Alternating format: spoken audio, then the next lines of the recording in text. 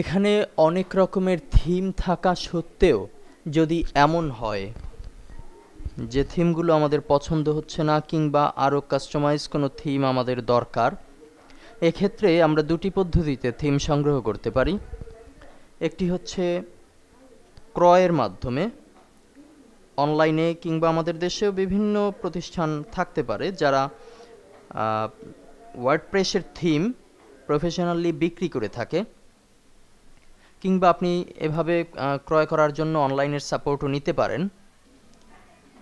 আরেকটি জায়গা হচ্ছে গুগলে ফ্রি থিম দ্বারা যদি সার্চ করেন তাহলে কিছু ফ্রি থিম পাবেন, সেখান থেকেও আপনি থিম সংগ্রহ করতে পারেন। তো আমরা গুগল থেকে কিছু থিম চয়েস করে রেখেছি এই টিউটোরিয়ালটি তৈরি করার জন্য। এবারে আমরা দেখাবো যে কিভাবে সেই থিমকে আমরা ব্যবহার করতে পারি এখানে। তো থিম অপশনে ক্লিক করছি, ইনস্টল থিম, আপলোড।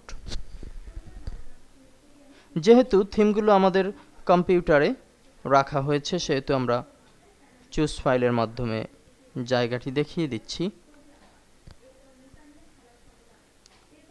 আমাদের কম্পিউটারের মাই কম্পিউটার গেমসের ভিতরে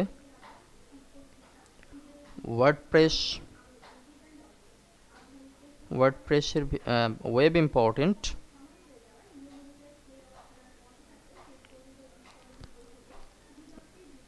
এখানে আমরা রেখেছি হচ্ছে ওয়ার্ডপ্রেস থিম নামক ফোল্ডারের ভিতরে।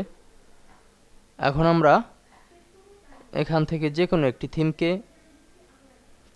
চয়েস করছি।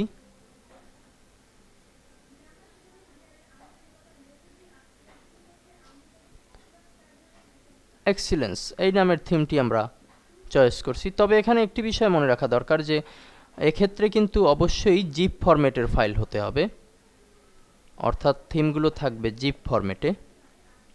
জিপ ফরম্যাট সম্পর্কে আমরা সকলেই কম বেশি জানি। ছোট আকারের ফরম্যাটকে কম্প্রেস করার মাধ্যমে যে ফরম্যাটটি পাওয়া যায় সেটি হচ্ছে জিপ ফোল্ডার। আপনারা দেখতে পাচ্ছেন যে প্রত্যেকটি ফোল্ডারে কিন্তু জিপ অবস্থায় আছে। এখন ওপেন দিচ্ছি।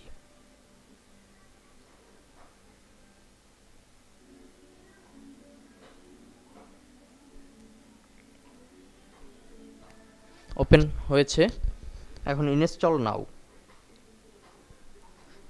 আমাদের ফাইলটি কিন্তু অলরেডি ইনস্টল হয়েছে। অ্যাক্টিভ যদি করি তাহলে আমরা দেখতে পাবো। অ্যাক্টিভের আগে আমরা একটু প্রিভিউ দেখে নিই যে আমরা কোন ফাইলটি দিলাম।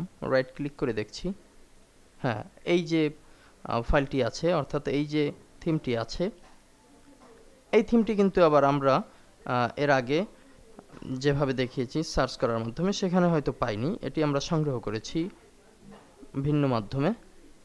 তো আপনারাও চাইলে ফ্রি থিম সংগ্রহ করতে পারেন গুগলের সার্চের মাধ্যমে।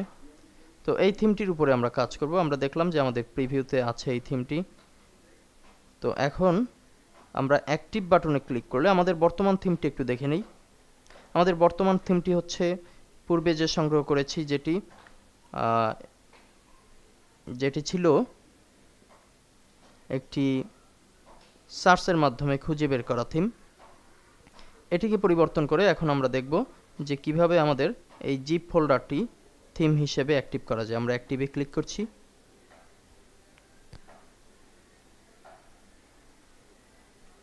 ফাইলটি লোড হচ্ছে।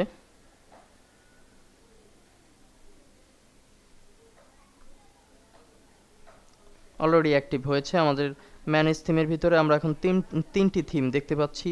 আমাদের কারেন্ট থিম হচ্ছে এইমাত্র আমরা যে থিমটি আপলোড করলাম সেই থিমটি। এর আগে দুটি থিম আমাদের হাতে আছে, একটি হচ্ছে সার্চকৃত থিম, অন্যটি হচ্ছে ডিফল্ট অবস্থায় ওয়ার্ডপ্রেস 3 থিম। তো এভাবে করে আমরা আমাদের নতুন নতুন থিম সংযোজন করতে পারি দুটি পদ্ধতিতে। পদ্ধতি দুটি আপনাদের সামনে ব্যাখ্যা করা হয়েছে অলরেডি। তো আমাদের পেজটি যদি এখন রিলোড দেই তাহলে আমরা কি পাচ্ছি? আমরা কিন্তু আমাদের সেই একই লেখা, এখানে কিন্তু একটি বিষয় লক্ষণীয় যে কোনো লেখার কোনো পরিবর্তন হবে না, অর্থাৎ আমরা যে কোনো অবস্থায় আমাদের থিমকে পরিবর্তন করলেও লেখা কন্টেন্টের কোনো পরিবর্তন হবে না। ধন্যবাদ।